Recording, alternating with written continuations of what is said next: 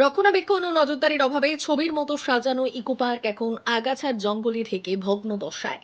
দিনের বেলাতেও সেখানে যেতে সাহসে কুলোয় না আশেপাশের বাসিন্দাদের। আসলে ঝাড়গ্রাম জেলার সাঁকরাইল ব্লকের দুর্গাহুড়ি ইকো পার্ক বর্তমানে সমাজ বিরোধীদের কাছে স্বর্গরাজ্য। তাই গোটা পার্কে ছড়িয়ে ছিটিয়ে রয়েছে অসংখ্য মদের খালি বোতল। বর্তমান অবস্থা খুব খারাপ। আগে মোটামুটি লোকজন ছবি হতো তো, এবং 25শে ডিসেম্বরে প্রচুর পরিমাণে লোক হতো। এখন বর্তমান পার্কের অবস্থা থেকে কোনো মানুষ সেবার এখানে আসেনি।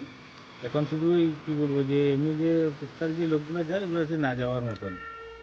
তাছাড়া যত্রতত্র প্লাস্টিক, ছেঁড়া ফাটা কাগজ আর নোংরা আবর্জনা স্তূপ চোখের পক্ষেও পীড়াদায়ক। অথচ শাল সেগুনের ঘন সবুজ ইকো পার্কে রয়েছে প্রাকৃতিক উপায়ে গড়া বিশাল টলটলে লেক।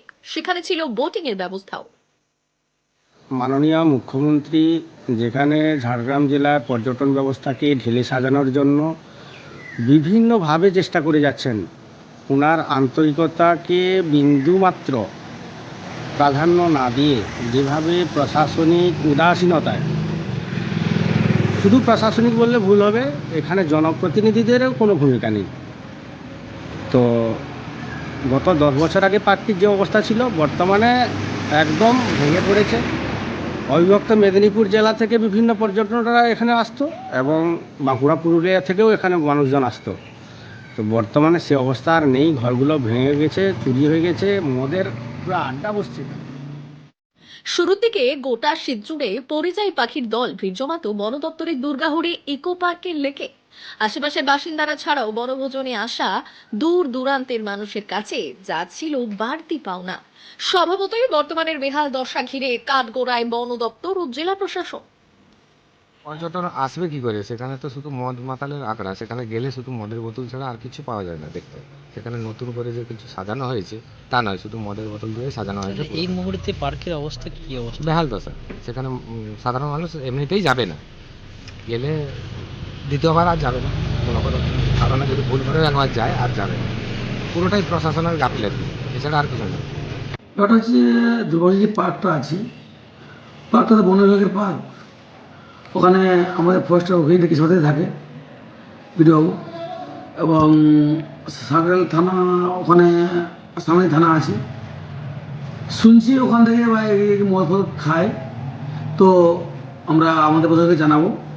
সামনে সাঁকরাইল থানা আছে, ওখানে আমাদের যেনারা দায়িত্বে আছেন আমাদের ওসি সাহেব, ওনারা পার্কটা গিয়ে দেখবেন যাতে কোনো রকম খারাপ কার্যক্রম না ঘটে এবং কেউ মদ কেউ যেন না খায়। তার জন্য হয়তো আমরা ওনাকে জানাবো, রিকোয়েস্ট করবো, এবং আমাদের প্রশাসন থেকে যতটুকু পারার সাহায্য আমরা যাতে পার্কটা নতুন করে আবার সুন্দর করে গড়ে ওঠে চেষ্টা করবো আমরা আমাদের ব্লক থেকে, আমাদের বিডিও অফিস থেকে।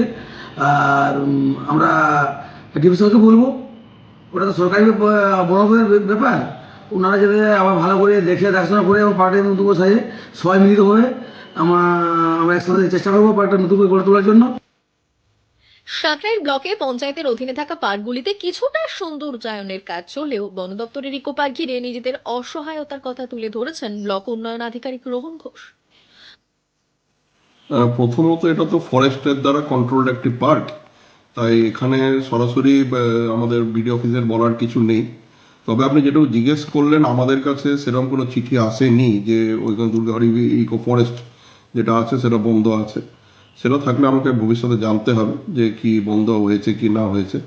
এটা যদি ফরেস্ট ডিপার্টমেন্টের বিট অফিসারের সঙ্গে আপনাকে কথা বলতে হবে, সেক্ষেত্রে বিট অফিসার আপনাকে প্রপার ইন্টিমেট করতে পারবেন যে বন্ধ আছে না খোলা আছে।